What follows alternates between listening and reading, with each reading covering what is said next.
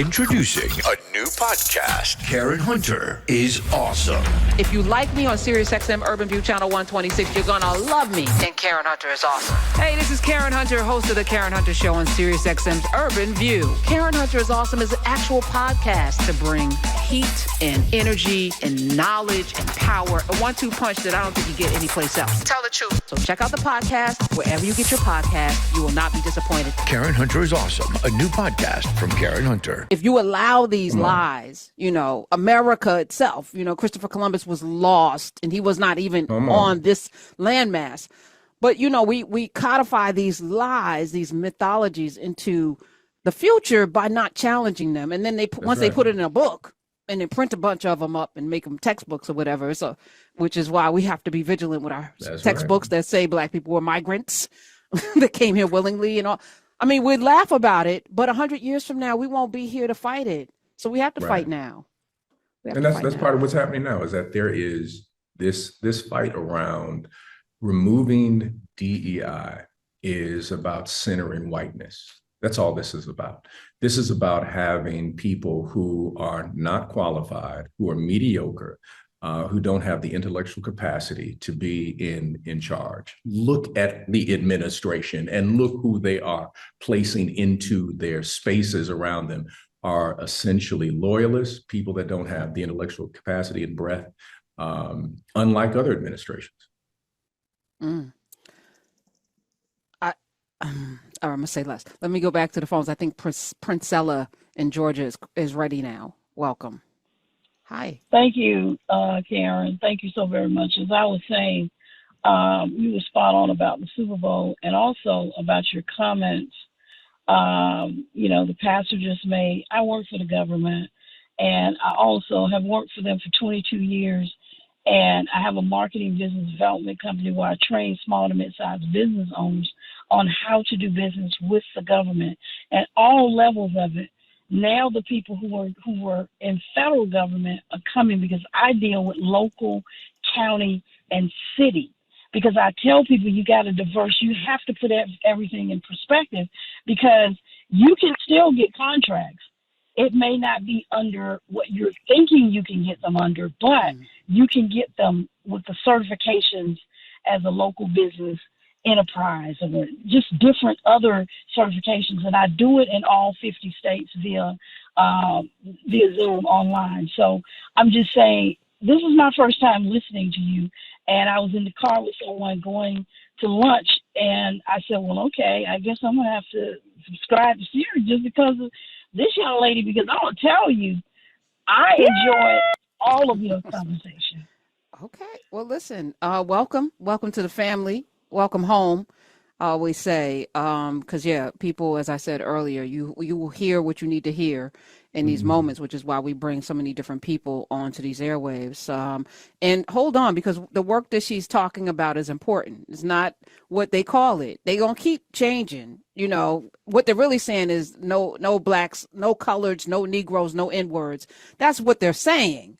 But the qualifications we still have. So we just got to change the language. Oh, you want to change the language? Okay, we change the language. What do you think on that, Reverend Moss?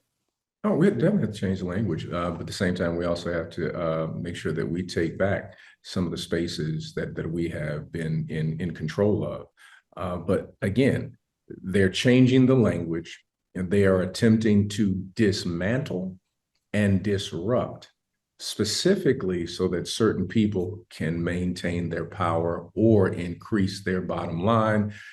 Elon Musk in particular is looking at, he dismantles the USAID because USAID was investigating him.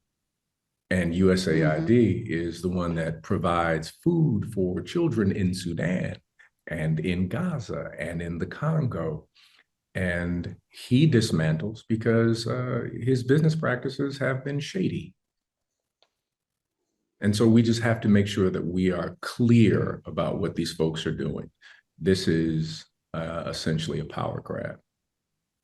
Yeah. Matter of fact, I have a clip from somebody that broke down everything that is happening right now. And let's play that really quickly. And thank you, Princella, again. Welcome to the family. Play the clip, Smith. Hello. The clip from the man that says that this is a grift.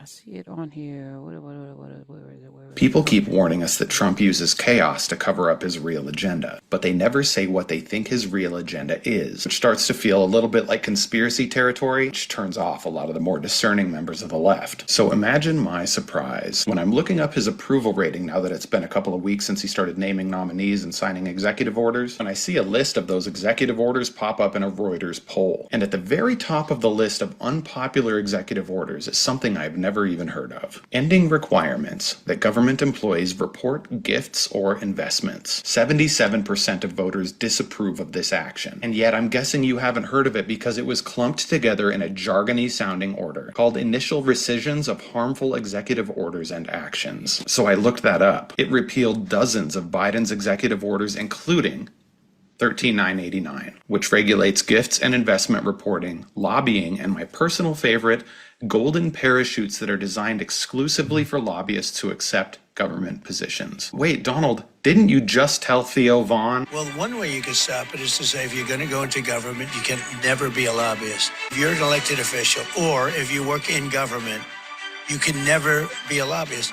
And wait, didn't I just read that you nominated 5 former lobbyists to your cabinet? So let's bring this together. You lied about hiring lobbyists. You rescind reporting requirements for investments and gifts from lobbyists. You rescind the ban on golden parachutes for lobbyists who join government. And then you fire 17 inspectors general, including 2 who are responsible for spotting fraud in the departments you just nominated lobbyists to run, the Department of Transportation and the Department of Veterans Affairs. Now I know we all agree that Trump wants to be an authoritarian leader, but I'm not sure that's his top priority. If you look at his track record and you look at this evidence that I just provided, I think what Trump really wants to do is the same thing he's always done. Grift. Okay. Reverend Dr. Otis Moss III is here, trinitychicago.org. So what should we be doing? Well, one of the in light things of that? is one, deliberate with our dollars. In terms of how we utilize the money that we have, we should be investing in our community and no businesses that play in our face. Second thing is we got to make sure that we support Black institutions, whether they are HBCUs or whatever particular institution that we are supporting those. Third, we have to educate ourselves, not just a talking head on YouTube or Instagram. There's something called reading. It used to be a program called RIF. Reading is fundamental. Actually reading to understand that Trump is a puppet, but there are puppet masters behind him. For example, the 7 Mountain Mandate, created in 1975 by Francis Schaeffer, which was a religious movement that said that if you take over family, government, arts and entertainment, media, there's a Friday, I'm trying to remember the other 7, that then we can create a theocracy. Well, guess what? Speaker of the House is a part of the 7 Mountain Mandate movement, along with a person by the name of Paula White, who made her quote unquote money off the backs of charismatic Black women and Pentecostal Black women, where she would then borrow the quote unquote cadence of a Black preacher, but she would preach with a white theological quote unquote theology. And she raised her quote unquote visibility, borrowing our rhythm, but didn't want to talk about our blues. Then if you move to what is known as the New Apostolic Reformation, that was founded by C. Peter Wagner, which is a theocratic white Christian nationalist movement that back in 2008, this movement nobody ever heard of was the primary place where the lie was promoted that President Barack Obama was a Muslim. It said that Dwight D. Eisenhower was a communist, along with Dr. King was a communist, and it has been the space that promotes what is known as election denialism. They've merged in terms of working with the Heritage Foundation and the Federalist Society. These are some of the puppet masters. So we can get angry with the puppet, but we got to cut some strings to the puppet master and know what they're attempting to do. Whew. Introducing a new podcast. Karen Hunter is awesome. If you like me on SiriusXM Urban View Channel 126, you're gonna love me. Karen Hunter is awesome. Hey, this is Karen Hunter, host of the Karen Hunter Show on SiriusXM's Urban View. Karen Hunter is awesome is an actual podcast to bring heat and energy and knowledge and power. A 1-2 punch that I don't think you get anyplace else. Tell the truth. So check out the podcast wherever you get your podcast. You will not be disappointed. Karen Hunter is awesome. A new podcast from Karen Hunter.